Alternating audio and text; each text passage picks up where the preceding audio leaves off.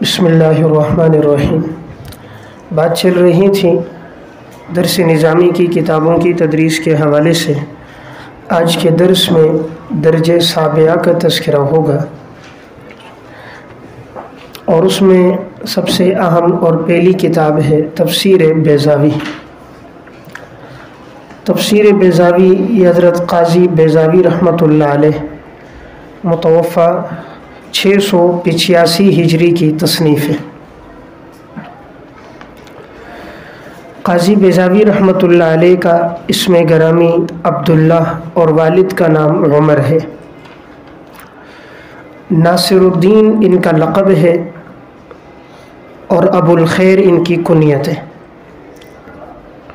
ایران کے شہر شیراز کے یہ رہنے والے تھے۔ اسی کے مضافات میں بیضا نامی ایک بستی تھی۔ اس بستی کے یہ باشندے ہیں، اسی لیے انہیں بیضاوی کہا جاتا ہے۔ قاضی بیضاوی ابتدا میں شیراز کے قاضی رہے، پھر کسی وجہ سے انہیں قضات کے عہدے سے معزول کیا گیا۔ تو ایک دفعہ یہ ایک جگہ سے گزر رہے تھے، وہاں اس وقت کے مشہور عالم درس دے رہے تھے، تو یہ ان کے درس میں شریک ہوئے۔ انہوں نے ایک اشکال کیا اور کہا کوئی ہے جو اس اشکال کا جواب دے، اور یا تو کم از کم میرے اشکال کی بات کو دہرائے۔ تو انہوں نے ہاتھ کھڑا کیا اور انہوں نے اشکال کا جواب بھی دیا۔ پہلے انہوں نے کہا تم میرا اشکال دہراؤ، شاید تم سمجھے ہی نہیں۔ تو انہوں نے اشکال بھی دہرایا، جواب بھی دیا، اور اس کے اشکال پر اشکال بھی کیا، اور اب وہ کوئی جواب نہ دے سکا۔ تو اس درس میں اس دور کا ایک وزیر بیٹھا ہوا تھا، تو وہ ان سے بڑا متاثر ہوا ان کی علمی جلالت شان سے۔ تو انہوں نے ان سے اپنا تعلق قائم کیا اور دوبارہ ان سے کہا کہ میں آپ کو قضات کے عہدے پر بحال کرتا ہوں۔ تو اب بعض تاریخی باتوں سے تو پتہ چلتا ہے یہ قضات کے عہدے پر بحال ہوئے، اور بعض سے ایسا لگتا ہے کہ اس دور کے ایک بڑے بزرگ تھے شیخ محمد کتحانی رحمۃ اللہ علیہ۔ ان سے جب انہوں نے کہا تھا کہ تم میری سفارش کرو، تو انہوں نے آگے سے اس سے کہا تھا کہ ایک محقق عالم ہے لیکن تمہارے ساتھ جہنم میں شریک ہونا چاہتا ہے، کیونکہ قضات میں آدمی سے فیصلے غلط ہوتے ہیں، تو گویا کہ یہ جہنم میں شریک ہونا چاہ رہے ہیں۔ اس جملے کا ان پر بڑا اثر ہوا، تو انہوں نے یہ عہدہ چھوڑ دیا اور اس کے بعد لکھنے کی طرف آئے، اور بہت سی اہم کتابیں انہوں نے تصنیف کی۔ اللہ تعالیٰ نے زیادہ قبولیت دی ہے ان کی تفسیر بیضاوی کو۔ تفسیر بیضاوی ماخوذ ہے 3 کتابوں سے۔ نمبر 1 امام رازی رحمۃ اللہ علیہ متوفہ 606 ہجری کی تفسیر کبیر سے۔ تفسیر کبیر سے انہوں نے فرق باطلہ کی تردید، فن منطق، تصوف اور فلاسفہ کے رد، اشکال اور جوابات اور علمی لطائف اور نکات وہاں سے نقل کی ہیں۔ اور نمبر 2 علامہ جار اللہ زمخشری متوفہ 538 ہجری کی تفسیر کشاف سے فصاحت اور بلاغت، علم معانی، بیان، بدیع اور اعجاز کے نکات ذکر کیے۔ اور نمبر 3 امام راغب اصفہانی رحمۃ اللہ علیہ متوفہ 502 ہجری کی المفردات فی غریب القرآن سے قرآن کریم کے غریب الفاظ کے معانی، مشتقات، آیت کا ترجمہ اور توضیح اور غریب الفاظ کی وضاحت نقل کی۔ قاضی بیضاوی رحمہ اللہ کی یہ تفسیر بڑی ہی مقبول اور متداول ہے کہ اس میں انہوں نے اختصار کے ساتھ چند چیزوں کو جمع کیا۔ نمبر 1 اس میں ربط بین الآیات کا بھی تذکرہ ہے۔ نمبر 2 بقدر ضرورت شان نزول کا ذکر ہے۔ نمبر 3 قرات کا تذکرہ ہے۔ نمبر 4 صرفی نحوی اعتبار سے اشکالات کے جوابات ہیں۔ نمبر 5 فرق باطلہ جیسے معتزلہ، مرجئہ کی تردید ہے۔ نمبر 6 فقہا کے مذاہب اور اختصار کے ساتھ دلائل ہیں۔ نمبر 7 فصاحت اور بلاغت کے نکات ہیں۔ نمبر 8 آیت کی مختصر اور جامع تشریح ہے۔ نمبر 9 فضائل سے متعلق روایات اور آثار ہیں۔ اور نمبر 10 مستنبط لطائف، مسائل اور نکات ہیں۔ تو گویا یہ تفسیر واقعی اس طرح ہے جیسے کہ ایک محاورہ ہے کہ کوزے میں دریا کو بند کرنا، تو انہوں نے اختصار کے ساتھ تمام چیزوں کو اس میں یکجا کر دیا۔ یہ تفسیر اس دور سے لے کر آج تک بڑی مقبول رہی ہے۔ صرف اس پر ایک اشکال رہا ہے کہ اس میں عموماً سورتوں کے فضائل میں جو احادیث نقل کی ہیں وہ اکثر موضوع ہیں۔ جیسے سورہ فاتحہ کی فضیلت میں انہوں نے روایت ذکر کی کہ اگر کوئی آدمی قبرستان کے پاس سے گزرتا ہے، پڑھتا ہے فاتحہ، تو اللہ تعالیٰ سب کی مغفرت کر دیتا ہے۔ اسی طرح دیگر صورتوں میں بھی فضائل میں جو انہوں نے روایتیں نقل کی ہیں وہ اکثر موضوع ہیں، اور اس کی وجہ یہ بنی کہ انہوں نے روایات اور آثار اکثر تفسیر کشاف سے نقل کی۔ اور علامہ جار اللہ زمخشری محدث نہیں تھے، اپنے دور کے علم بیان، معانی اور بدیع کے تو بڑے عالم تھے۔ نحو پر بھی انہوں نے المفصل لکھی ہے، لیکن حدیث کے عالم نہیں تھے، تو اس وجہ سے ان کی تفسیر میں موضوع روایتیں آ گئی۔ اگر ان موضوع روایتوں کو ہٹا دیا جائے تو فی نفسی ہی یہ تفسیر بڑی مفید ہے۔ تو کسی ایک خامی کی وجہ سے اس کی تمام خوبیوں کو نظر انداز نہیں کرنا چاہیے۔ جو خامی ہے اس کی نشاندہی کر دی جائے اور جو خوبیاں ہیں اس کی وضاحت کی جائے۔ تو خامی اس میں چونکہ موضوع روایات آئی ہیں اس سے انسان گریز کرے، بقیہ جو اس میں مواد ہے وہ نہایت علمی مواد ہے۔ اب موضوع روایت کی پہچان کیسے ہوگی اور حدیثوں کی تخریج ہمیں کہاں ملے گی؟ تو ایک کتاب ہے علامہ عبدالرؤف مناوی رحمۃ اللہ علیہ، متوفی 1031 ہجری کی، الفتح السماوی بتخریج احادیث البیضاوی۔ الفتح السماوی بتخریج احادیث البیضاوی، اس میں انہوں نے بیضاوی میں جتنی بھی روایتیں اور آثار آئے ہیں ان کی تخریج بھی کی ہے اور حکم بھی بیان کیا ہے۔ علامہ عبدالرؤف مناوی بہت بڑے محدث عالم ہیں۔ یہ وہی ہیں جنہوں نے علامہ سیوطی رحمہ اللہ متوفی 911 ہجری کی الجامع الصغیر کی شرح لکھی ہے، فیض القدیر، شرح جامع الصغیر۔ فیض القدیر بڑی معروف کتاب ہے، اس وقت 8 جلدوں میں بھی طبع ہے۔ اس میں گویا ایک حد تک پورے ذخیرہ حدیث کی تشریح ہے۔ اگر آپ کو شرح حدیث چاہیے ہو تو آپ فیض القدیر پڑھیں، کیونکہ بہت سی روایتیں ایسی ہیں جو صحاح ستہ میں نہیں ہیں، کہ صحاح ستہ کی شروع میں ان کی تشریح اور وضاحت نہیں ملتی، تو فیض القدیر میں آپ کو تقریباً ذخیرہ حدیث میں ہر روایت کی تشریح آپ کو ملے گی۔ روایت کا حکم بھی ہے، تشریح بھی ہے، وضاحت بھی ہے، طرق کا بھی تذکرہ ہے۔ اس کے ساتھ اگر ایک اور کتاب پڑھ لیں وہ ہے المداوی لعلل جامع الصغیر و شرح المناوی۔ المداوی لعلل جامع صغیر و شرح المناوی علامہ غماری کی ہے، 6 جلدوں میں۔ اس میں انہوں نے یہ کیا کہ علامہ سیوطی رحمہ اللہ سے اگر حدیث کے نقل کرنے میں، روایت کے حکم بیان کرنے میں تسامح ہوا ہے، یہ علامہ مناوی سے تسامح ہوا، انہوں نے لکھا فلاں کتاب میں حدیث ہے، حالانکہ اس میں نہیں ہے، انہوں نے لکھا یہ حدیث صحیح اور حسن ہے، حالانکہ وہ حسن نہیں ہے، یا انہوں نے کوئی طرق ذکر کیا اس میں کمی بیشی ہوئی، تو اس کتاب میں وہ مباحث ہے۔ تو کتاب کے طرق اور علل کے لیے المداوی اور تشریح کے لیے فیض القدیر۔ اگر یہ 2 کتابیں کسی کے پاس ہوں تو ذخیرہ حدیث کی معرفت، تشریح، طرق اور علل پہ کافی ہے۔ یہ مداوی بڑی مفید کتاب ہے۔ من اراد صناعت الحدیث فعلیہ بالمداوی، جو آدمی حدیث میں ماہر بننا چاہتا ہے مداوی کو پڑھے۔ مداوی میں تشریح نہیں ہے، طرق ہیں، علل ہیں، روایت کا حکم ہے، اور یہ سب سے مشکل کام ہے۔ شرح حدیث آسان ہے، حدیث کے طرق اور علل بیان کر دینا، حدیث کی ہر روایت کا حکم بیان کر دینا بہت مشکل کام ہے۔ اس وجہ سے مداوی بہت مفید کتاب ہے۔ البتہ چونکہ ان کے مزاج میں ذرا شدت رہی ہے، اس وجہ سے بعض جگہ اعتدال سے ہٹ گئے، تو اس لیے ان کی رائے کو حرف آخر تو نہ سمجھا جائے لیکن کتاب سے استفادہ ضرور کیا جائے۔ میں بات یہ عرض کر رہا تھا، علامہ مناوی نے بیضاوی کی حدیثوں کی تخریج کی ہے اور نام رکھا الفتح السماوی بتخریج احادیث البیضاوی۔ اسی طرح بیضاوی کی احادیث کی تخریج پر 2 کتابیں اور ہیں۔ پہلی کتاب تو یہ الفتح السماوی ہو گئی، نمبر 2 تحفۃ الراوی فی تخریج احادیث البیضاوی،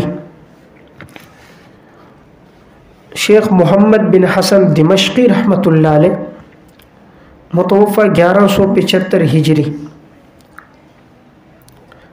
نمبر 3 فیض الباری فی تخریج احادیث البیضاوی،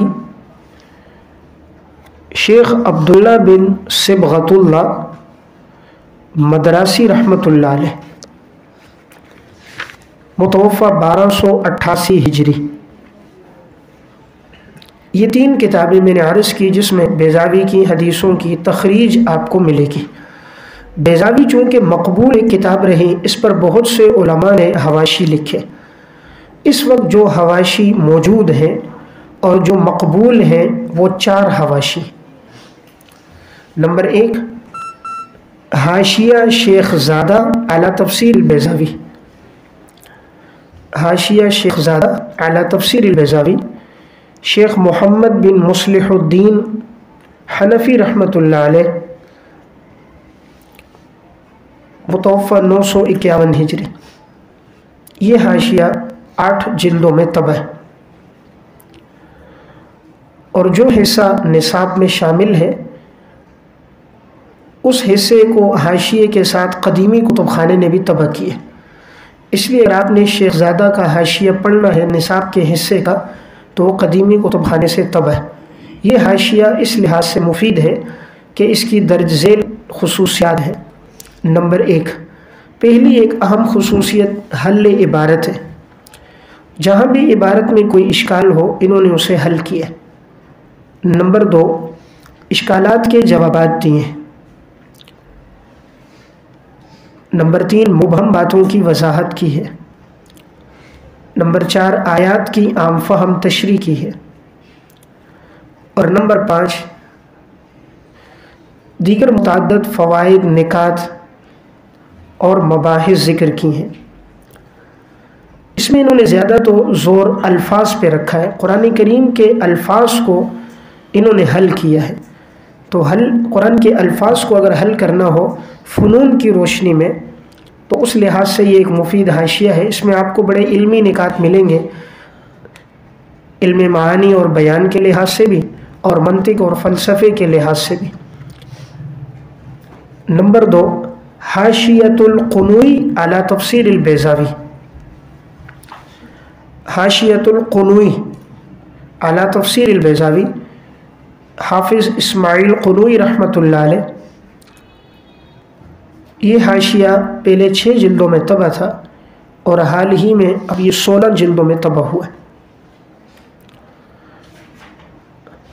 یہ بھی حل کتاب کے لحاظ سے اور مفید مضامین، مباحث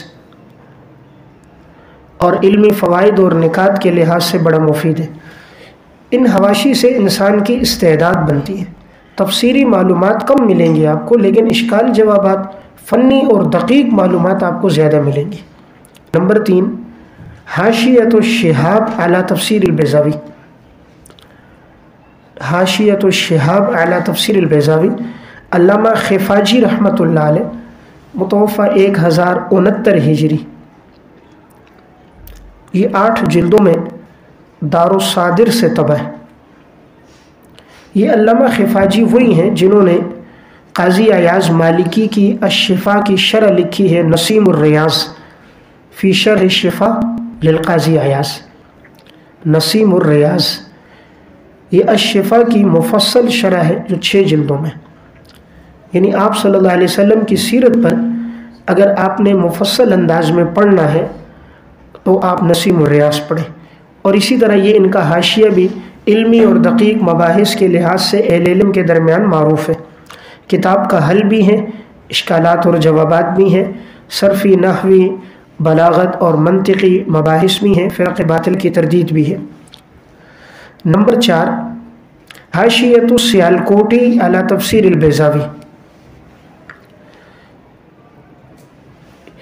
یہ علامہ عبدالحکیم سیالکوٹی رحمۃ اللہ علیہ کا حاشیہ ہے، ایک ضخیم جلد میں، دارالعلوم کی لائبریری میں نے دیکھا ہے، باقی کہیں بیروت سے تو اب تک یہ طبع نہیں ہوا، اگر یہ طبع ہو جائے تو بڑا یہ عالمانہ حاشیہ ہے، یعنی اس میں معلومات، بڑی مفید معلومات ہیں، خاص طور پہ یہ بڑے فنی عالم گزرے، انہوں نے تمام فنی کتابوں پہ حاشیے لکھے، شرح علامہ خیالی پر انہوں نے حاشیہ لکھا ہے، مطول پر ان کا حاشیہ ہے، تلوی پر ان کا حاشیہ ہے، عبدالغفور پر انہوں نے حاشیہ لکھا ہے، اسی طرح بیضاوی پہ لکھا ہے۔ یہ فنی عالم تھے اور فنون پہ انہوں نے بہت اچھا لکھا ہے۔ تو بہرحال تو یہ 4 وہ حواشی ہیں جو چاروں مطبوع ہیں اور بڑے مفید ہیں۔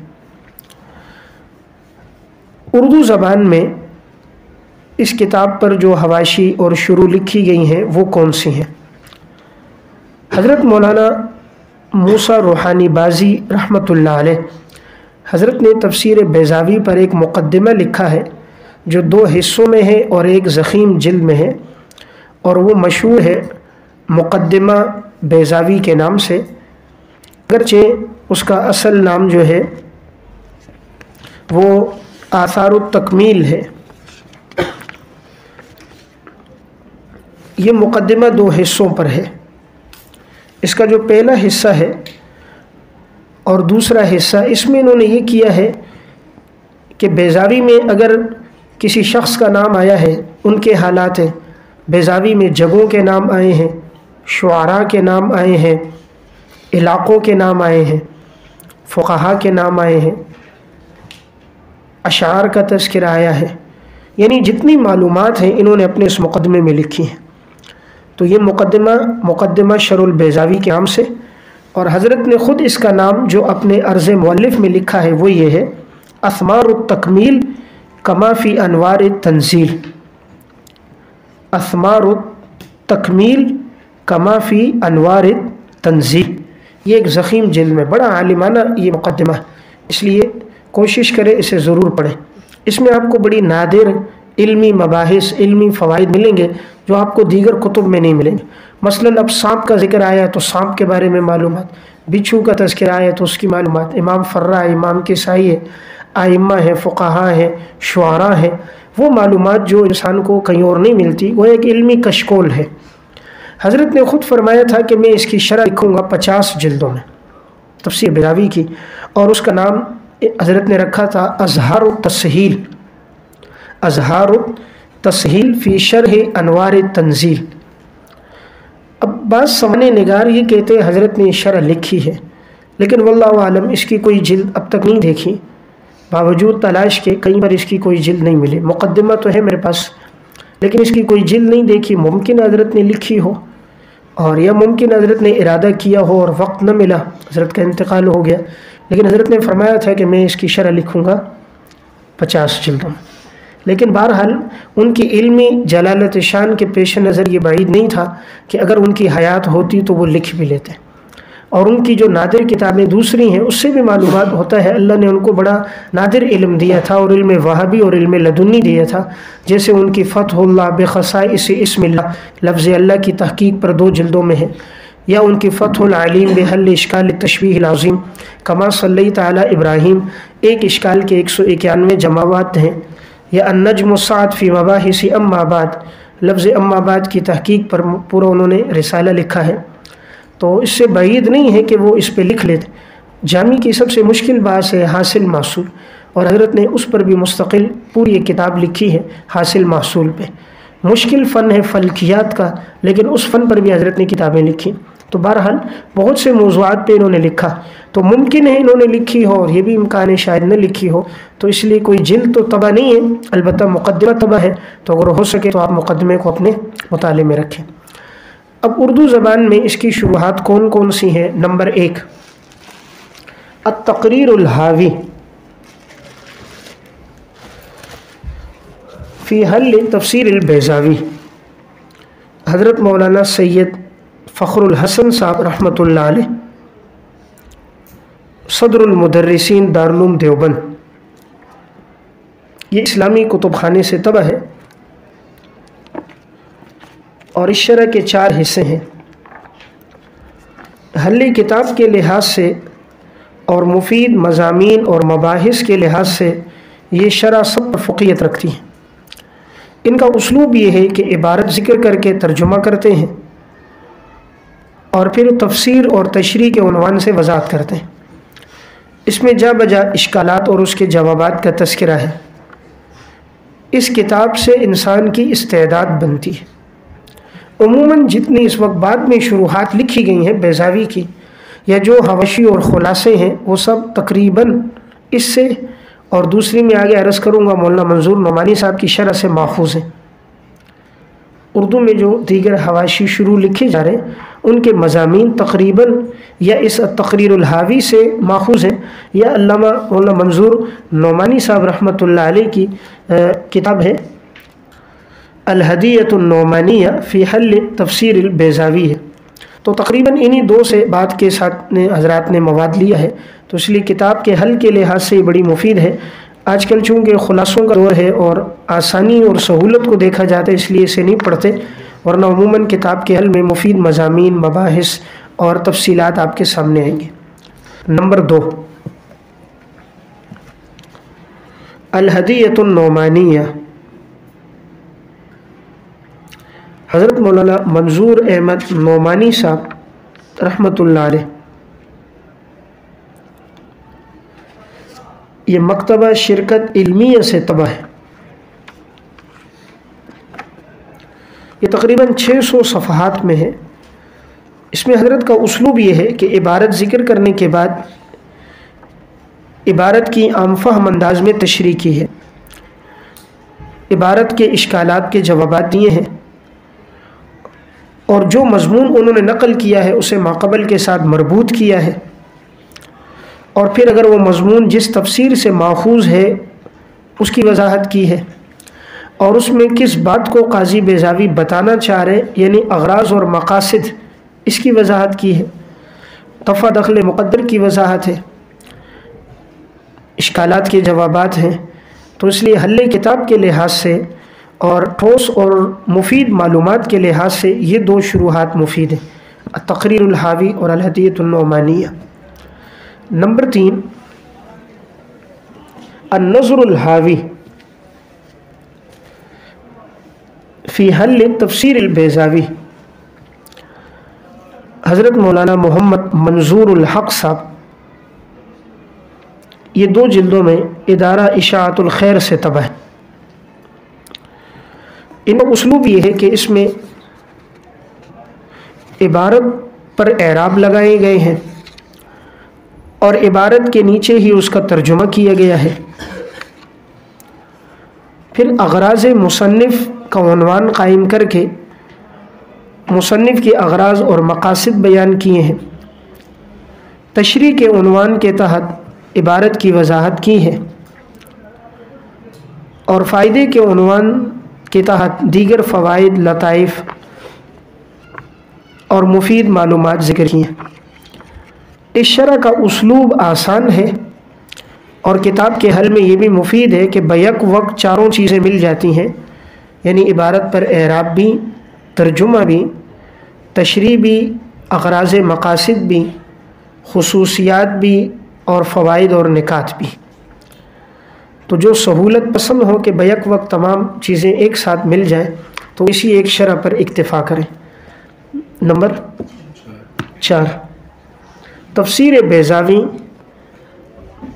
ترجمہ و تشریح، حضرت مولانا عمران عیسیٰ صاحب دامت برکاتہم، استاذ جامع علوم اسلامیہ علامہ بن نوری ٹاؤن کراچی۔ یہ زمزم پبلیشر سے پہلے طبع ہوئی ہے۔ اس میں بھی حضرت کا اسلوب یہ ہے کہ عبارت کو پہلے ذکر کر کے عبارت کا ترجمہ کیا گیا ہے اور پھر تشریح کے عنوان کے تحت عبارت کی وضاحت کی ہے۔ اس اس میں انہوں نے عبارت پر جو مشکل جگہیں تھیں ان پر اعراب کی وضاحت کی. مکمل عبارت پر تو اعراب نہیں لگائے گئے، اس کی حاجت بھی نہیں تھی، البتہ جن اعراب میں انسان سے خطا ہو سکتی ہے، غلطی ہو سکتی ہے، ان میں ضبط کلمات کا اہتمام کیا. اور اس کا ترجمہ بڑا مفید ترجمہ، انہوں نے درمیان میں قوسین کے درمیان وضاحتیں کی ہیں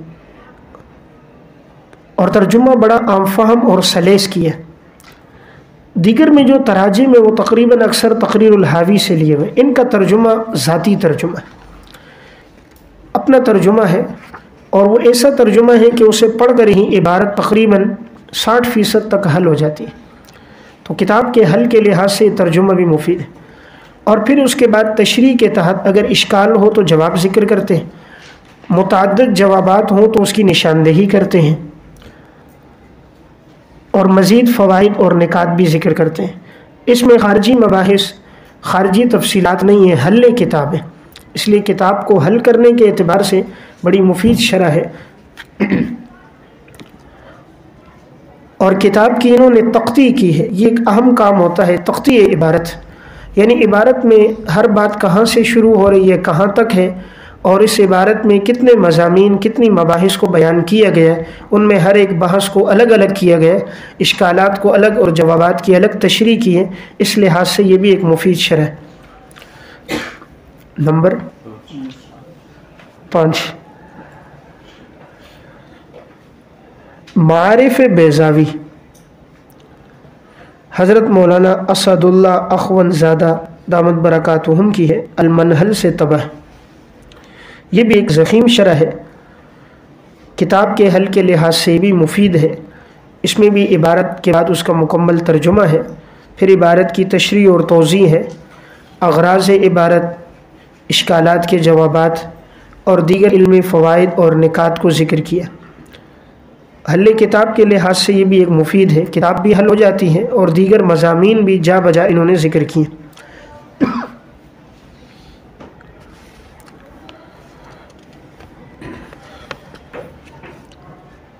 بہرحال جو شروحات میرے سامنے آئی ہیں وہ یہی 5 ہیں اردو زبان میں. جو حواشی تھے وہ میں نے عرض کر دیے، وہ کل حواشی ہیں 4 حواشی ہیں، 5 یہ شروع ہیں اور 1 مقدمہ ہے. اگر ان کی رعایت رکھ کر اس کی تفسیر کو بڑھایا جائے، امید ہے کہ انشاءاللہ اس کا فائدہ زیادہ ہوگا. اور سلف میں یہ بات رائج رہی کہ وہ لوگ جب بھی اس تفسیر کو قرآن کے ساتھ حفظ کرتے تھے، قرآن کریم بھی حفظ کرتے، بیضاوی کے بھی حافظ ہوتے. پہلے بیضاوی مکمل تھی، پھر رہ گئی بقرہ، اور اب بقرہ سے رہ گئی 1 پاؤ. اب دیکھتے ہیں کبھی 1 پاؤ بھی ختم ہوگا کہ پھر اس کا صرف نام ہوگا کہ ایک تفسیر ہوتی تھی جس کا نام تھا تفسیر بیضاوی. تو جس طرح ترتیب چل رہی ہے اس طرح سے یہی لگ رہا ہے کہ ہر علمی کتابیں آہستہ آہستہ ختم ہوتی جا رہی ہیں، اور ذوق ایسا بن گیا جو علمی کتابیں ہیں استعداد بنانے والی، انہیں نصاب سے آہستہ آہستہ خارج کیے جا رہا ہے. حالانکہ ان کتابوں سے انسان کی استعداد بہت بنتی ہے. اور الناس اعداء لما جہلوا، جو جس فن سے ناواقف ہیں اس فن کے دشمن ہیں. اسی وجہ سے فلسفے کی، منطق کی کتابیں بہت سی نکل گئیں. اس سلسلے میں اگر آپ نے پڑھنا ہے، دفاع درس نظامی ایک کتاب ہے، دفاع درس نظامی. حقانی ہے کہ مولانا رشید احمد صاحب بہت مشہور اور ایک محقق عالم ہیں، انہوں نے کتاب لکھی. مردان گیا تھا تو وہاں یہ کتاب ہدیے میں دی، تو الحمدللہ بڑی مفید کتاب ہے. اس میں خاص طور پہ منطق، فلسفہ، دیگر فنی کتابوں کی اہمیت اور اس کو بیان کیا گیا، اور کس طرح اس سے لوگوں کی توجہ ہٹ رہی ہے، وہ اسباب اور وہ جو اس کی وجوہات اور علل ہے اس کی بھی وضاحت کی. اب دوسری اہم کتاب ہے مشکات المصابیح. مشکات المصابیح، اس سے پہلے جو کتاب لکھی گئی ہے وہ ہے مصابیح السنہ. یہ امام بغوی رحمۃ اللہ علیہ کی تصنیف ہے. امام بغوی رحمہ اللہ کی ولادت 436 ہجری میں ہوئی ہے، اور ان کا انتقال 516 ہجری میں ہوا ہے. ان کا نام حسین تھا، کنیت ابو محمد ہے، اور ان کا لقب محی السنہ ہے.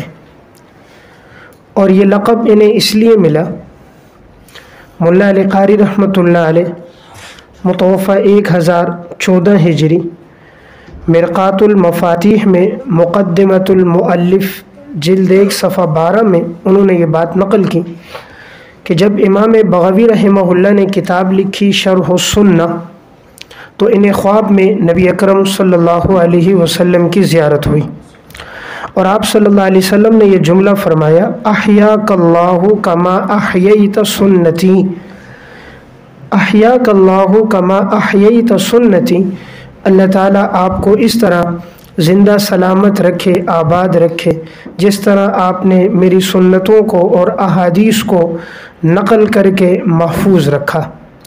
इस वजह से इनका लक़ब पड़ गया मुहय्युस सुन्ना। इमाम बग़वी रहमतुल्लाह अलैह की मशहूर किताबें 4 हैं। पहली किताब इनकी है मआलिमुत तंज़ील फ़ी तफ़सीरिल क़ुरआनिल करीम। मआलिमुत तंज़ील ये इस वक़्त मशहूर है तफ़सीर बग़वी के नाम से।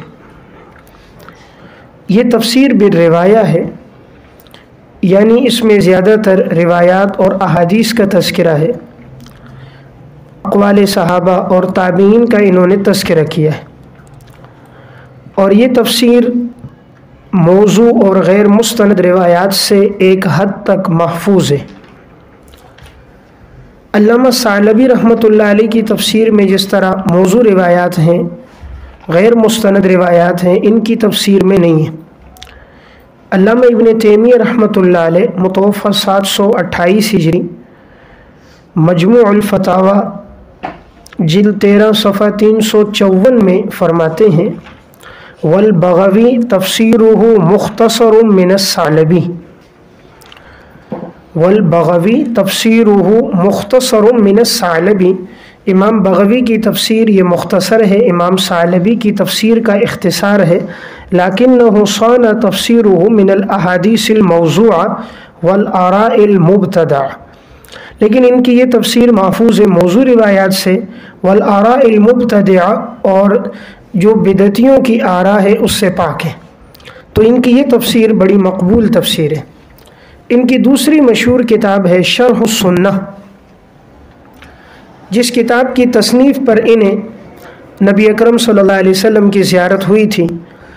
इस किताब में इन्होंने अहादीस को फ़िक़ही अबवाब की तरतीब पर जमा किया है और इसमें कुतुब सिहा, सुनन, मसानीद और माजिम की अहादीस को यकजा किया और इन्होंने रिवायात को बिसनद लाया है। इस किताब में अक़ाइद, उसूल दीन, इबादात, मामलात, सीर व मगाज़ी, मनाक़िब, रक़ाइक़, सुनन व आदाब, अलामात क़ियामत और बेसत से मुताल्लिक़ रिवायात इसमें यकजा हैं। तो ये किताब दरस हदीस के लिए और इसी तरह मुख्तलिफ़ उन्वानात पे वाज़ो नसीहत के लिए बड़ी मुफीद किताब है कि इसमें हर उन्वान पर अहादीस और आसार का एक बड़ा ज़ख़ीरा इन्होंने जमा किया। इस किताब में कुल 35 कुतुब हैं और 4422 अहादीस हैं।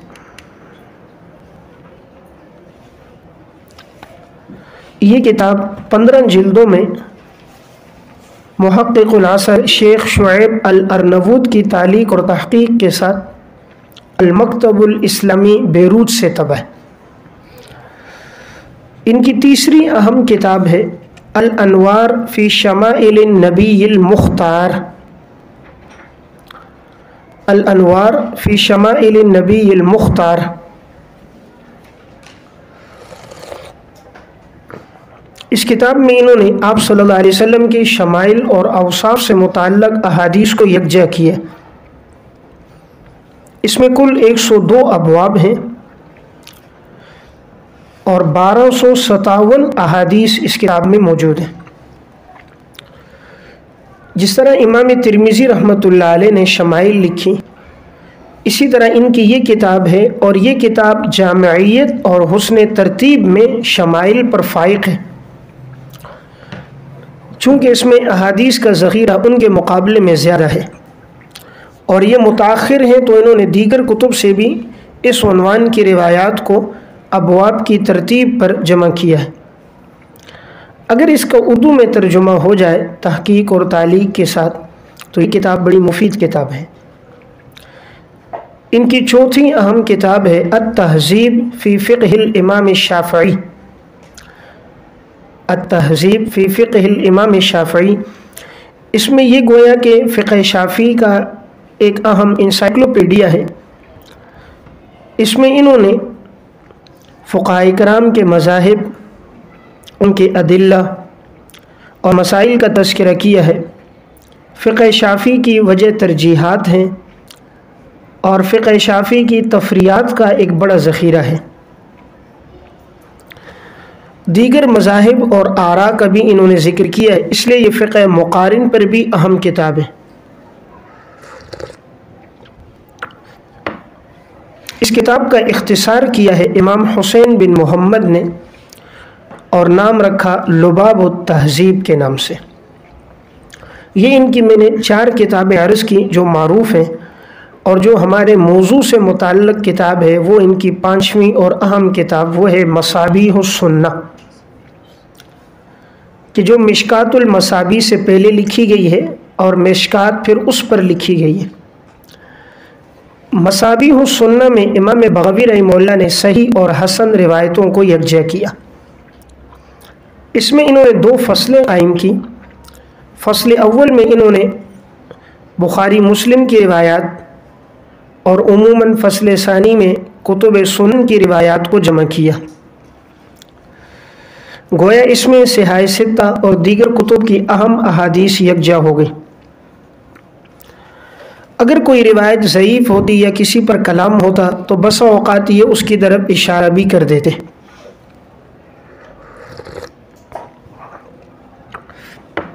اس کتاب میں انہوں نے منکر اور موضوع روایات سے ایک حد تک اپنے آپ کو بچا کے رکھا ہے، اور انہوں نے خود کتاب کے مقدمے صفحہ 2 میں اس کی وضاحت بھی کی ہے۔ میں نے اپنی کتاب میں منکر اور موضوع روایتوں کو نہیں لایا، اور اگر کہیں ضعیف لائی ہے تو میں نے اشارہ کیا وَمَا كَانَ فِيهِمَا مِنْ ضَعِيفٍ أَوْ غَرِيبٍ أَشَرْتُ إِلَيْهِ وَأَعْرَضْتُ عَنْ ذِكْرِ مَا كَانَ مُنْكَرًا أَوْ مَوْضُوعًا، کہ منکر اور موضوع روایتوں کو میں نے نہیں لایا۔ اس کتاب میں 4019 روایات ہیں، جن میں صحیح بخاری کی 325 اور صحیح مسلم کی 875 اور متفقن علیہ روایات 1050 ہیں۔ باقی احادیث دیگر کتب سے انہوں نے نقل کی ہیں۔ یہ وضاحت حاجی خلیفہ رحمہ اللہ نے کشف الظنون جلد 2 صفحہ 1698 میں کی ہے۔ اس کتاب میں کل 28 کتب ہیں، اور جو نسخہ اس وقت ترقیم شدہ ہے اس میں اگر دیکھا جائے تو احادیث کی کل تعداد 4931 ہے۔ سب سے آخری روایت پر جو رقم لکھا ہے وہ 4931 ہے۔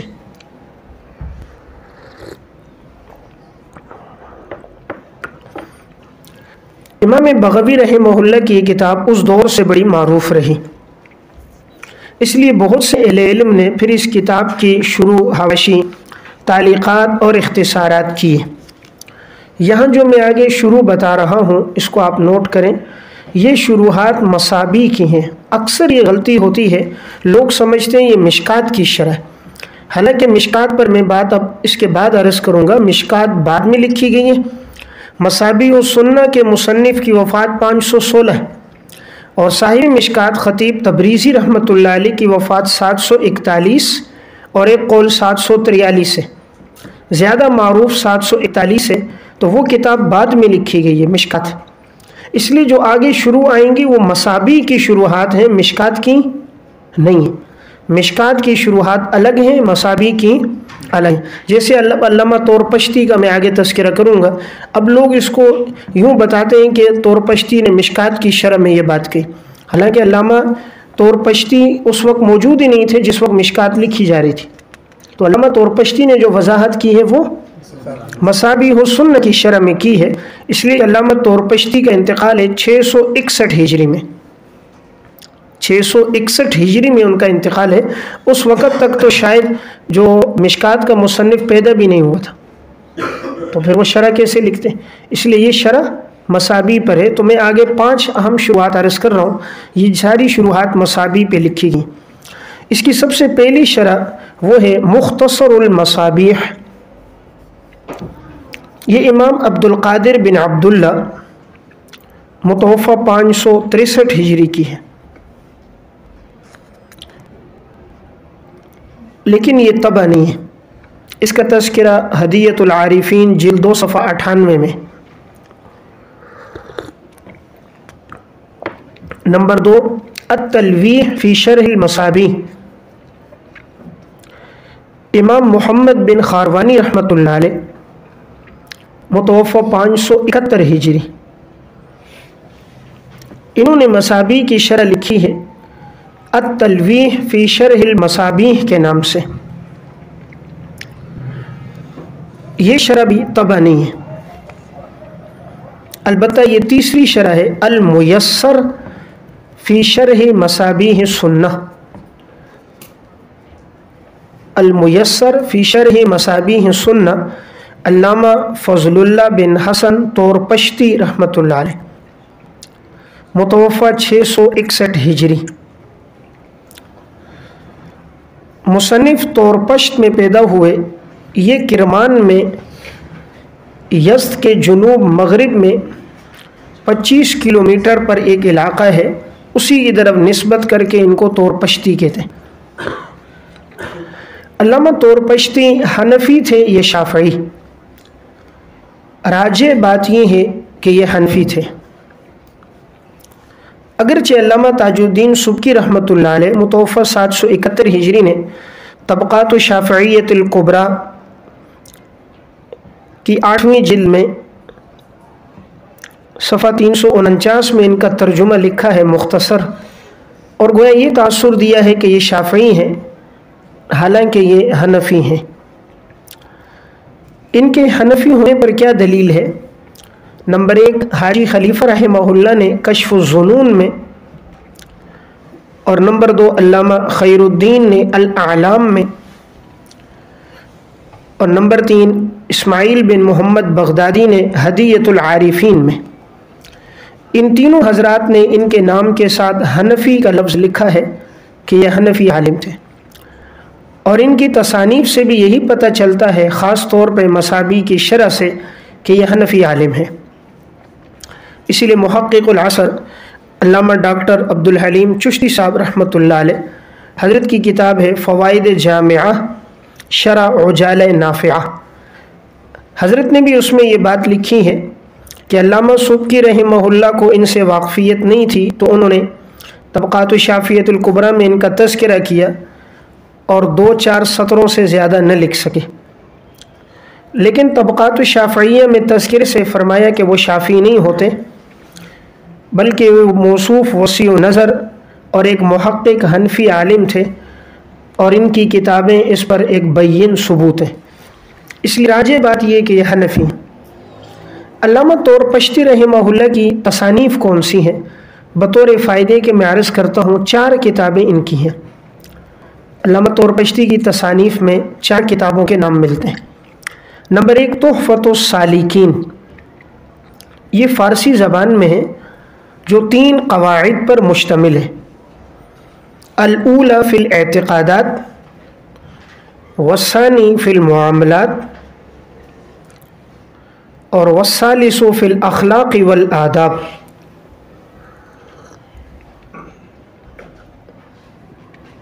پھر مصنف نے خود اس کا اختصار کیا اور اس کا نام تحفۃ المرشدین رکھا۔ ان کی دوسری کتاب ہے مطلب الناسک فی علم المناسک،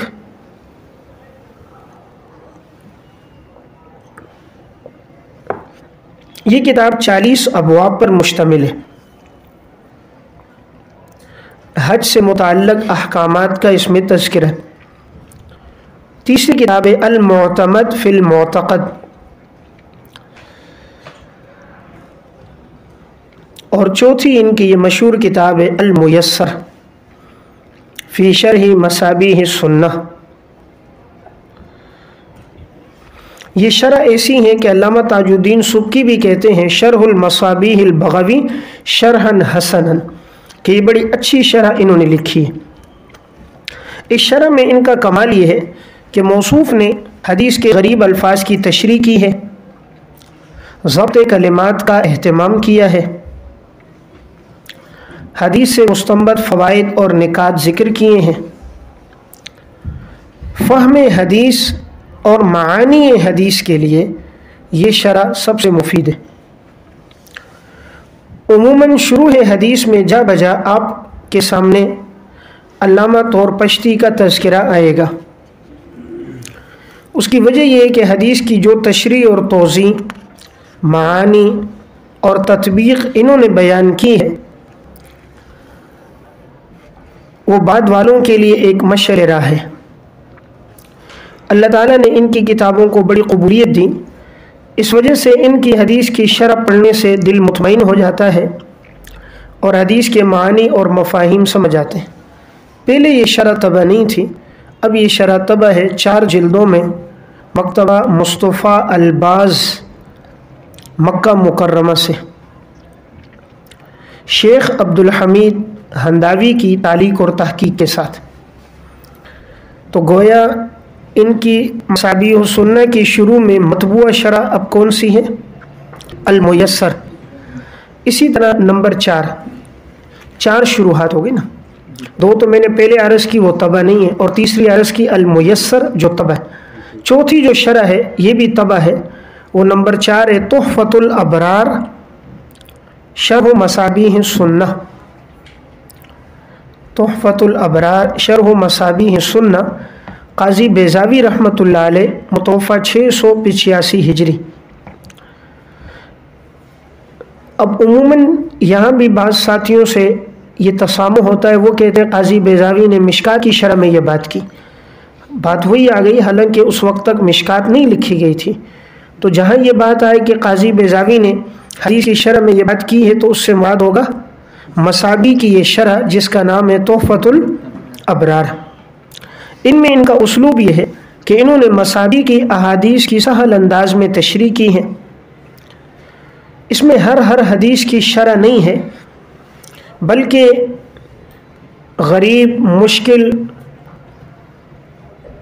اور مجمل روایات کی تشریح ہے۔ ان کا اسلوب یہ ہے کہ غریب الفاظ کی وضاحت کرتے ہیں، متعارض فیہا روایات میں تطبیق بیان کرتے ہیں۔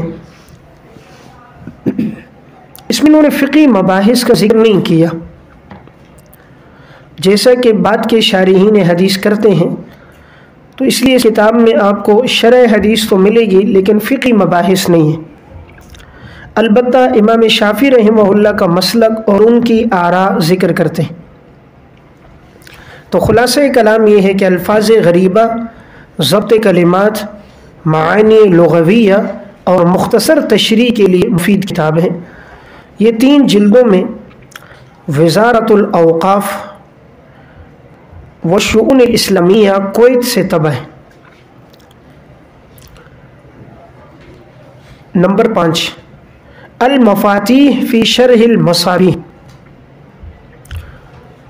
مصابیح کی 5ویں شرح یہ ہے، علامہ حسین بن محمود المعروف امام مظہری رحمۃ اللہ علیہ، متوفہ 727 ہجری۔ مصنف مسلک کے اعتبار سے حنفی عالم ہے۔ مرقات میں اور دیگر کتب میں آپ کے سامنے قال المظہری جا بجا آئے گا، تو اس سے مراد یہی امام مظہری ہیں کہ جن کی کتاب المفاتیح ہے۔ مرقات پڑھتے وقت آپ کے سامنے ان کا تذکرہ آئے گا کہ امام مظہری نے مفاتیح میں یہ کہا یا مصابیح السنہ کی شرح میں کہا، وہ یہی کتاب ہے المفاتیح فی شرح المصابیح۔ انہوں نے کتاب کے شروع میں ایک مختصر مقدمہ لکھا ہے جو اصول حدیث پر ہے،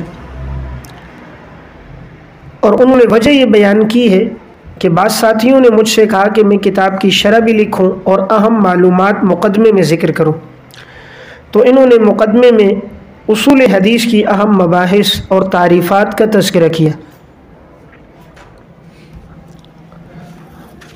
یہ کتاب پہلے طبع نہیں تھی اور اب یہ کتاب بھی 6 جلدوں میں دارالنوادر سے محققین کی ایک جماعت کی تعلیق اور تحقیق کے ساتھ طبع ہو گئی۔ اس کتاب کی ایک اہم خصوصیت کہ اس میں روات کے اسماء، ضبط کلمات پر خاص طور پہ توجہ دی ہے اور حدیث کے غریب اور مشکل الفاظ کی عام فہم تشریح کی ہے۔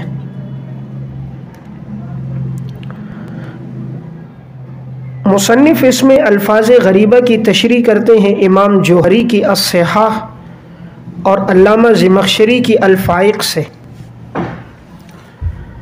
اور حدیث سے متعلق فقہی مسائل بھی ذکر کرتے ہیں، اور اس میں زیادہ تر انہوں نے فقہ حنفی اور فقہ شافعی کے مسائل بیان کیے ہیں۔ تو اس شرح میں آپ کو 3 چیزیں ملیں گی: بیان مفردات، حل اشکالات، ضبط کلمات، اور ساتھ معانی حدیث کی تشریح۔ امام مزری رحمہ اللہ نے کتاب الفتن کے باب الملاحم تک اس کو لکھا تھا، پھر ان کا انتقال ہو گیا۔ آگے اس کا تکملہ ان کے تلامذہ میں سے کسی نے کیا ہے۔ نمبر 6، ضیاء المصابیح، یہ علامہ تقی الدین سبکی رحمۃ اللہ علیہ متوفہ 756 ہجری کی مصابیح کی شرح ہے۔ کشف الظنون میں اس کا تذکرہ ہے لیکن یہ طبع نہیں ہوئی۔ نمبر 7، اسماء الصحابہ والتابعین مما ذکرہ فی المصابیح، یہ امام ابو محمد بن محمد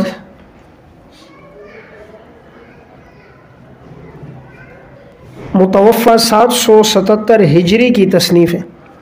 اس کتاب میں انہوں نے مصابیح میں موجود صحابہ اور تابعین کے مختصر حالات لکھے ہیں۔ نمبر 8، کشف المناہج والتناقیح فی تخریج احادیث المصابیح،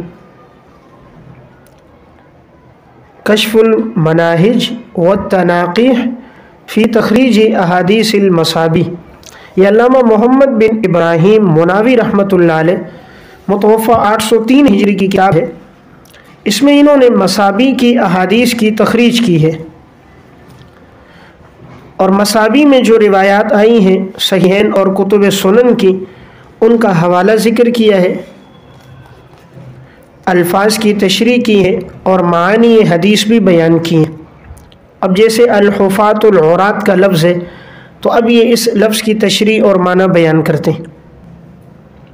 تو یہ کتاب 5 جلدوں میں الدار العربیہ سے شیخ محمد اسحاق کی تعلیق اور تحقیق کے ساتھ طبع ہوئی۔ تو گویا اس کتاب کا فائدہ یہ ہے کہ اس میں آپ کو مصابیح کی روایات کی تخریج ملے گی۔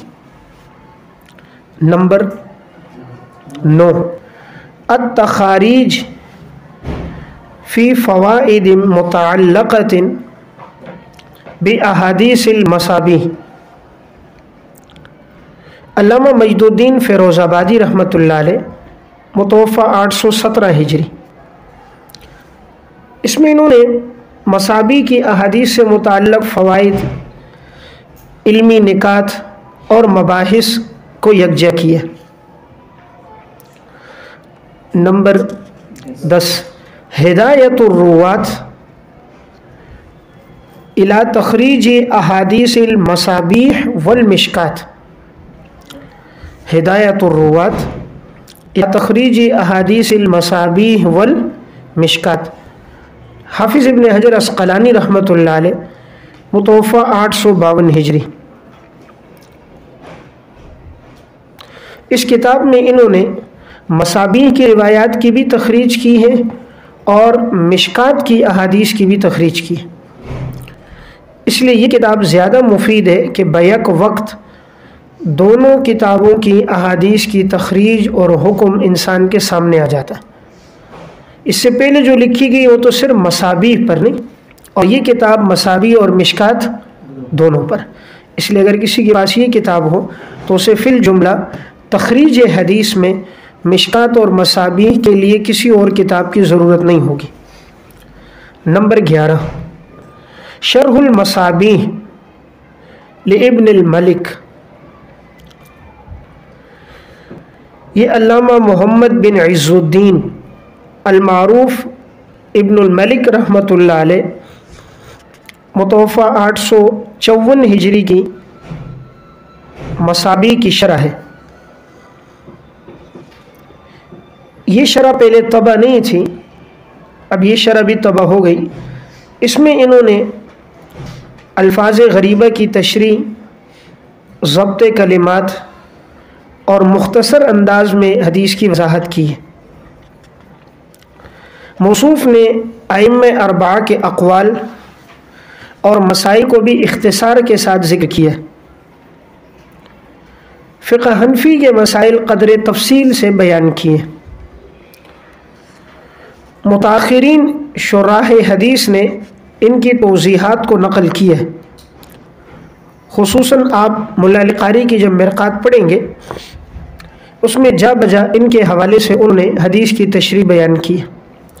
یہ شرح 6 جلدوں میں ادارۃ الثقافیۃ الاسلامیہ سے طبع ہو گئی۔ تو بہرحال یہ میں نے کل عرض کر دی 11۔ یہ 11 وہ کتابیں تھیں جو لکھی گئی ہیں مصابیح پر۔ اب عنوان ہے مشکات المصابیح۔ یہ کتاب ہے علامہ خطیب تبریزی رحمۃ اللہ علیہ، ان کا نام محمد ہے، والد کا نام عبداللہ ہے، کنیت ابو عبداللہ ہے اور لقب ولی الدین ہے، اور مشہور خطیب تبریزی کے نام سے۔ اپنے زمانے کے فضل و کمال، زہد و قناعت اور اخلاص و تقوی کی وجہ سے اہل علم کے درمیان معروف رہے ہیں۔ انہوں نے یہ جو کتاب لکھی اپنے استاد علامہ طیبی رحمۃ اللہ علیہ متوفہ 743 ہجری کے مشورے پہ لکھی۔ انہوں نے ان سے کہا کہ مصابیح میں 2 فصلیں ہیں، تو تم ان میں ایک فصل کا اضافہ کر کے وہ روایات بھی جمع کرو جو ان سے چھوٹ گئی، اور اس میں حوالے کا تذکرہ نہیں ہے، حوالہ بھی لکھو، اور صحابی کا نام بھی ذکر کرو۔ تو صاحب مشکات نے گویا اس کتاب پر 3 کام کیے۔ شروع میں راوی کا نام نہیں تھا، انہوں نے نام ذکر کیا۔ نمبر 2، فصل ثالث کا اضافہ کیا، تو اب گویا فصل اول میں صحیحین، فصل ثانی میں کتب سنن، اور فصل ثالث میں امام دارقطنی، امام بیہقی اور دیگر کتب کی احادیثیں جو مضمون سے متعلق ہیں۔ اور نمبر 3، انہوں نے آگے روایت کی تخریج کی، یعنی اس کا ماخذ ذکر کیا کہ روایت بخاری میں ہے، مسلم میں ہے، تو حوالہ بھی ذکر کیا۔ اور پھر استاد نے خود اس کتاب کی شرح لکھی، تو سب سے پہلی شرح آگے بات آ رہی ہے وہ شرح الطیبی ہے۔ وہ علامہ طیبی رحمۃ اللہ علیہ نے پھر خود اپنے شاگرد کی اس کتاب کی شرح بھی لکھی ہے۔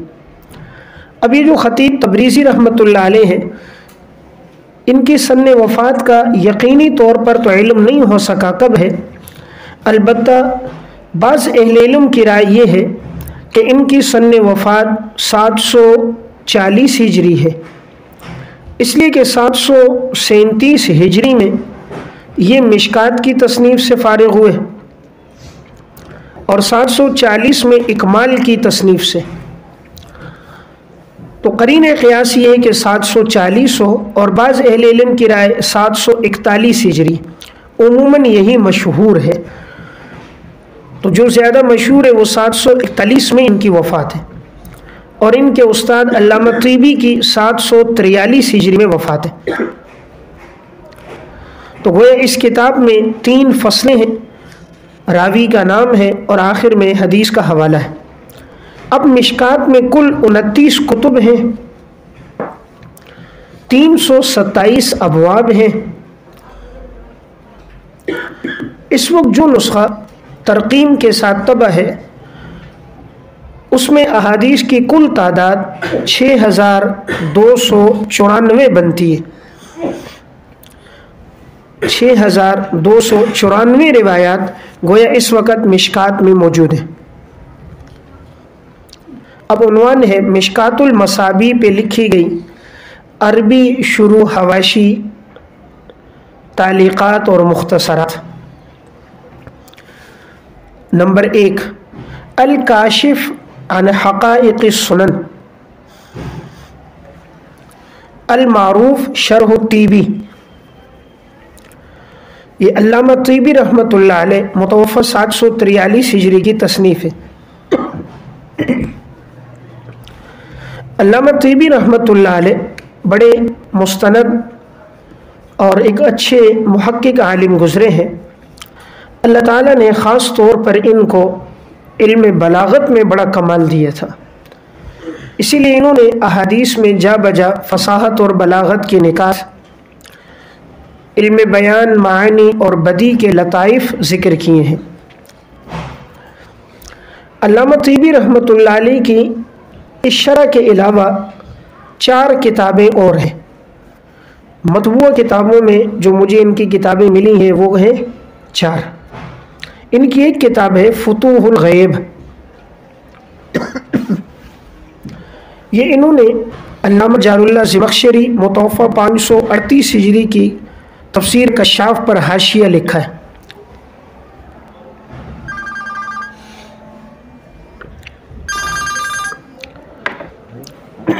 پہلے یہ حاشیہ طبع نہیں تھا اور اب یہ حاشیہ طبع ہو گیا۔ یہ بڑا ہی مفید حاشیہ ہے اور جا بجا علامہ زمخشری رحمۃ اللہ علیہ نے جہاں اعتزال کی بات کی ہے انہوں نے اس کی وضاحت کر کے انہیں جوابات دیے ہیں۔ دیکھیں 2 حواشی کو آپ کشاف کے ساتھ پڑھیں۔ نمبر 1 علامہ ابن المنیر اسکندرانی کا ہے الانتصاف فیما تضمنہ الکشاف من الاعتزال، الانتصاف فیما تضمنہ الکشاف من الاعتزال، اور دوسرا حاشیہ ہے یہ فتوح الغیب۔ یہ ماشاءاللہ ابھی تعلیق اور تحقیق کے ساتھ بڑے عمدہ انداز میں طبع ہو گیا، اور یہ وہ ان کی کتاب ہے۔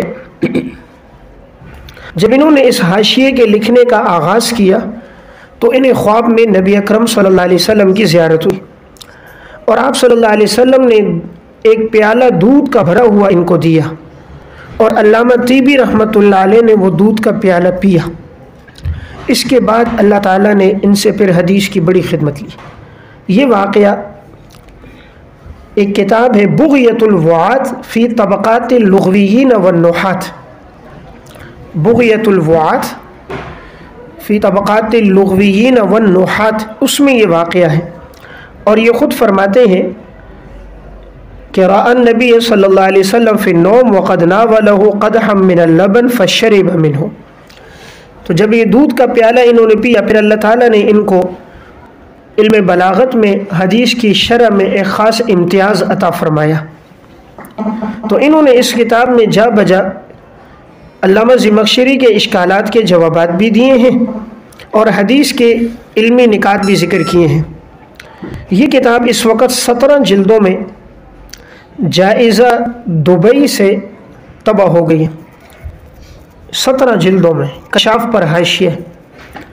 تو اگر فنی استعداد کے لیے آپ نے پڑھنا ہے تو اس کو پڑھیں، استعداد بنتی ہے، قرآن کریم کے فصاحت کے نکات انسان کے سامنے آتے ہیں۔ ان کی دوسری کتاب ہے الخلاصہ فی معرفت الحدیث، یہ اصول حدیث پر مشتمل ہے، اس میں ایک مقدمہ اور 4 ابواب ہیں۔ اور نمبر 3 لطائف البیان فی المعانی والبیان، لطائف التبیان، لطائف التبیان فی المعانی والبیان، یہ کتاب ان کی علم بلاغت پر ہے اور اس میں فنون ثلاثہ کا تذکرہ ہے، یعنی علم بیان، معانی اور بدیع۔ یہ کتاب انہوں نے علامہ سکاکی رحمۃ اللہ علیہ کے مفتاح العلوم اور امام رازی رحمۃ اللہ علیہ کی نہایت الایجاز کا اختصار کیا ہے، اس لیے بلاغت پر یہ مختصر اور جامع کتاب ہے۔ چوتھی کتاب ان کی ہے التبیان فی البیان۔ التبیان فی البیان یہ کتاب بھی علم بلاغت کے فنون ثلاثہ پر مشتمل ہے، جو عالم الکتب بیروت سے طبع ہے۔ تو بہرحال میں عرض یہ کر رہا تھا کہ علامہ طیبی رحمۃ اللہ علیہ کی 4 کتابیں معروف ہیں اس کے علاوہ، تو ان کی یہ جو کتاب ہے یعنی الکاشف اور معروف ہے شرح طیبی کے نام سے، اس میں ان کا اسلوب یہ ہے کہ یہ روایت کے الفاظ نقل کرتے ہیں اور پھر ان کا ترجمہ اور تشریح ذکر کرتے ہیں، حدیث کی وضاحت کرتے ہیں، خاص طور پر حدیث میں موجود علمی فوائد، نکات اور بلاغت کے نقطے لکھتے ہیں۔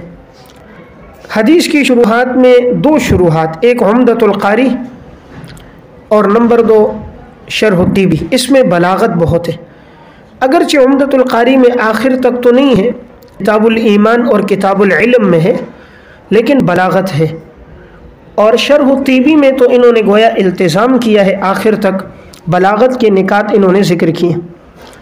تو اگر کوئی ساتھی شرح الطیبی سے، عمدۃ القاری سے، امام نووی کی شرح مسلم سے،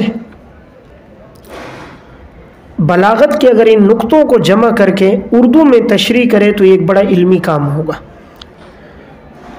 ہم آج کل احادیث پڑھتے ہیں لیکن ہم زیادہ زور دیتے ہیں فقہی مباحث پر، فقہا کے مذاہب، دلائل، اس پہ، حدیث کے الفاظ پہ غور نہیں کرتے، حدیث کے الفاظ سے مستنبط مسائل اور لطائف کو نہیں دیکھتے۔ کتنی باتیں اس ایک حدیث سے ہمیں معلوم ہوئی، اب ایک جملہ ہے یا ابا عمیر ما فعل النغیر، 68 مسائل کا استنباط ہے۔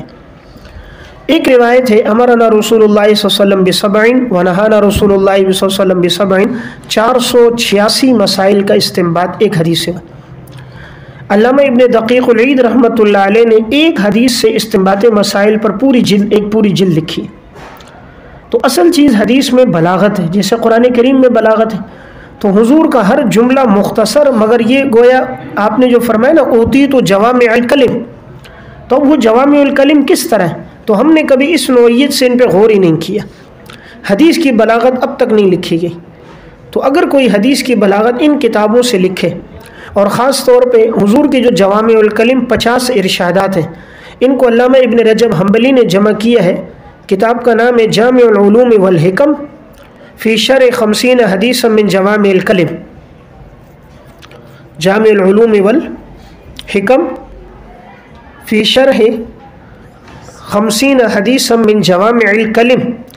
یہ کتاب اس پائی کی ہے کہ اس سے آدمی درس حدیث دے، اور اس میں 50 مختصر اور جامع روایتوں کا انتخاب ہے، اور انہوں نے تشریح بھی کی ہے اور اس کی وضاحت اور بلاغت بھی ذکر کی ہے۔ تو اگر کوئی اس کتاب کا خلاصہ اردو میں کر دیں تو انشاءاللہ مفید کام ہوگا، کیونکہ پورے ذخیرہ حدیث سے 50 حدیثوں کا انہوں نے انتخاب کیا، اور وہ روایتیں بڑی جامع ہیں۔ دیکھیں آج کل ہم لوگ اقوال زری بیان کرتے ہیں، اقوال زری کریں گے، بھئی ہٹلر نے یہ کہا، نپولین نے یہ کہا، فرانسی نے یہ کہا، فلاں نے یہ کہا، پیغمبر کے اقوال زری بیان نہیں کرتے، جو معصوم کلام ہے، جہاں کوئی غلطی کا احتمال نہیں ہے۔ انسانوں کی باتیں ذکر کی جائیں گی، فلاں نے یہ کہا، فلاں نے یہ کہا، حضور کے ارشادات نہیں بیان کرتے۔ حالانکہ سب سے زیادہ فصاحت اور بلاغت اور دور رس نتائج اور فصیح گفتگو اور انسان کے ذہن اور آخرت کو بنانے والی باتیں حضور کی ہوتی ہیں، تو اس لیے ہمارے ہاں اس کا میلان کم ہے۔ تو بہرحال اگر کوئی حضور کے ارشادات کی بلاغت جمع کرے یا آپ کے مختصر اور جوامع الکلم جملوں کو ذکر کر کے ان کی تشریح کرے تو انشاءاللہ امید ہے بڑا فائدہ ہوگا۔ تو بہرحال میں عرض یہ کر رہا تھا کہ علامہ طیبی نے اس کتاب میں کس پہ زور دیا ہے؟ بلاغت پہ زور دیا۔ یہ کتاب اس وقت 13 جلدوں میں مکتبہ نزار مصطفیٰ الباس سے طبع ہوئی ہے، مکتبہ نزار مصطفیٰ الباس سے طبع۔ نمبر 2، حاشیۃ الجرجانی علی مشکات المصابیح، حاشیۃ الجرجانی علی مشکات المصابیح، یہ علامہ جرجانی رحمۃ اللہ علیہ متوفہ 816 ہجری کا مشکات پر حاشیہ ہے۔ نمبر 3 منہاج المشکات، علامہ عبدالعزیز بن محمد، متوفی 895 ہجری، لیکن یہ اب تک طبع نہیں ہوا۔ نمبر 4 مرقات المفاتیح، شرح مشکات المصابیح، ملا علی قاری رحمۃ اللہ علیہ، متوفی 1014 ہجری۔ اس وقت مشکات کی شروع میں سب سے اچھی جامع، مفصل، مدلل اور محقق شرح یہی ہے جو ملا علی قاری رحمۃ اللہ علیہ کی۔ ملا علی قاری رحمۃ اللہ علیہ مسلک کے اعتبار سے حنفی عالم ہے اور انہیں 11ویں صدی کا مجدد کہا جاتا ہے۔ اس کتاب میں انہوں نے معانی حدیث کی وضاحت، حدیث کا سبب ورود، الفاظ غریبہ کی تشریح، حدیث سے مستنبط فوائد اور نکات، سابقہ شرائع حدیث کے اقوال، احکامات کی حدیث پر سے حاصل بحث، ضبط کلمات، تعریف المبہم من اسماء الروات، یعنی راویوں میں جو مبہم راوی ہیں ان کی تشریح، صحیح نسخے کی نشاندہی، فقہاء کرام کے مذاہب اور دلائل، فقہ حنفی کی وجہ ترجیحات، حدیث کے طرق اور علل، اور متقدمین محدثین کی حدیث کی جو تشریح ہے اس کا خلاصہ انہوں نے ذکر کیا ہے۔ اس میں جا بجا انہوں نے علامہ خطابی رحمۃ اللہ علیہ، علامہ طورپشتی، امام مظہری، علامہ طیبی، حافظ ابن حجر اور علامہ عینی کی جو احادیث کی تشریح ہے اس کو ذکر کیا ہے، اس لیے یہ سب سے جامع شرح ہے۔ تو اگر کوئی یہ مطالعہ کر لے تو یہ کافی شافی ہے۔ یہ شرح دارالفکر سے 9 جلدوں میں طبع ہے اور مکتبہ رشیدیہ کوئٹہ سے 12 جلدوں میں طبع ہے۔ اس کو اردو زبان میں ترجمہ ہوا ہے جو حضرت مولانا محمد ظفر اقبال صاحب نے کیا ہے، مکتبہ رحمانیہ لاہور سے طبع ہے۔ ملا علی قاری رحمہ اللہ کی اگر سوانح، تصنیفات اور مرقات کے متعلق اگر آپ نے تفصیلاً پڑھنا ہے تو یہ ایک کتاب پڑھیں، الملا علی القاری و کتابہ مرقات المفاتیح، الملا علی القاری و کتابہ مرقات المفاتیح، یہ محقق العصر حضرت مولانا ڈاکٹر عبدالحلیم چشتی صاحب رحمۃ اللہ علیہ کی۔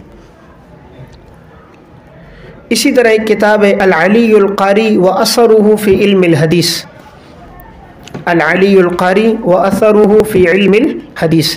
ان دونوں کتابوں سے آپ کے سامنے ملا علی قاری رحمۃ اللہ علیہ کی سوانح آئے گی۔ اگر اس شرح سے جو فقہ حنفی کے دلائل ہیں اور دیگر مذاہب کو جو جوابات ہیں، وجہ ترجیحات ہیں اور حدیث سے مستنبط فوائد اور نکات کوئی الگ کر کے شائع کرے تو یہ بڑا علمی کام ہوگا، اس لیے کہ انہوں نے شرح حدیث میں مستنبط فوائد اور نکات پہ بڑا زور دیا ہے، فقہ حنفی کو مدلل کر کے پیش کیا ہے اور جا بجا حدیث کی بلاغت لکھی۔ عموماً اس طرف کسی کی توجہ نہیں جاتی، اگر ان چیزوں کو الگ کیا جائے تو انشاءاللہ امید ہے ایک نہایت علمی اور تحقیقی کام ہوگا۔